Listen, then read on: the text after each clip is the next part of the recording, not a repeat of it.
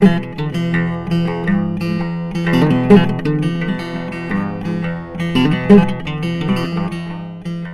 podcast series, Contextualizing Feminist Voices, is designed to provide background information for people using the Global Feminisms Project website.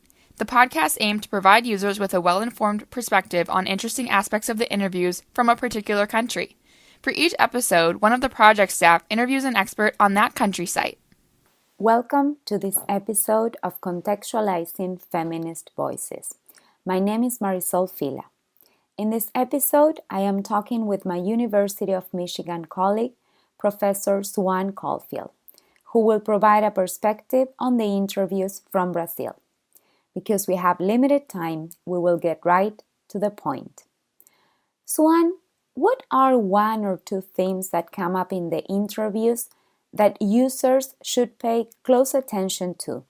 Because those themes are particularly important in Brazil's women's movement, scholarship, or activism. There are two things that stand out in particular in Brazil. The first one is race and Black feminism. There have been important generational shifts, which also emerge in the interviews between the older generation, the historical generation that emerged in the 1970s in opposition to the dictatorship. Usually, many feminists were affiliated with political parties, oppositional political parties such as the Communist Party, and Maria Amélia Telles is an excellent example of that. Her story contrasts with the younger generation of feminists in which Black feminists are especially prominent, and the focus has shifted, although there's still a demand for political representation, and definitely in a new generation that has focused on bringing Black candidates and having more political representation by Black and particularly Black women in the political arena. There's also a very important focus on cultural representation, on the right to control cultural representation by young Black feminists. And so they're talking not only about inclusion, political representation, and equity, but they're also talking about and demanding the right to construct autonomous Black political and cultural spaces that are at the core of Brazilian culture. This emerges in the interviews of women, for example, the women from the Bracuí Quilombo. So Quilombos, if you haven't seen the interviews yet, Quilombos are communities of descendants of Afro-Brazilians who escaped enslavement over the 17th through 19th century when Brazil was a slave society. Brazil was the last nation, the last nation in the West to abolish slavery in 1888. And the archive has interviews with two generations of women from the Quilombo in Bracaí in Rio de Janeiro. Marilda de Souza Francisco, who's one of the founders of that Quilombo, of that space, that community. And two younger women, Luciana Adriano da Silva and Angélica Souza Pinheiro. And then the other place that this is represented and really emerges really powerfully, the importance of young Black feminists and the kinds of concerns they have with the right to create cultural pluralism, comes out of actually Marisol, the interviewer, Marisol Fila's dissertation research on the Black press. And it's reflected in the interviews that you did, Marisol did, with two young activists in the cultural arena, both of whom work as influencers in new media as well as in more traditional arts arenas. And those are the interviews with Ainara Negreiros and Gianni Lima. And then the other issue is sexuality and sexual identity.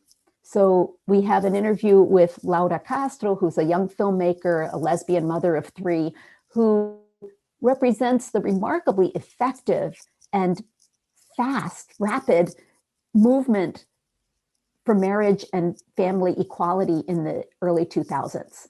Brazil is still a place where violence against the LGBTQI community is extremely high. And in fact, by some estimates, documented murders of LGBTQ people has been the highest in the world. The issue of sexual identity is particularly important in Brazil for many reasons.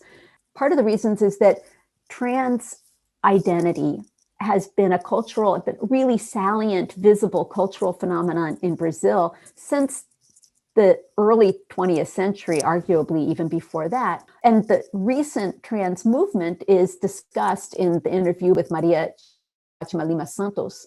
But another issue is the trans movement and the movement against the violence, particularly against trans people in Brazil.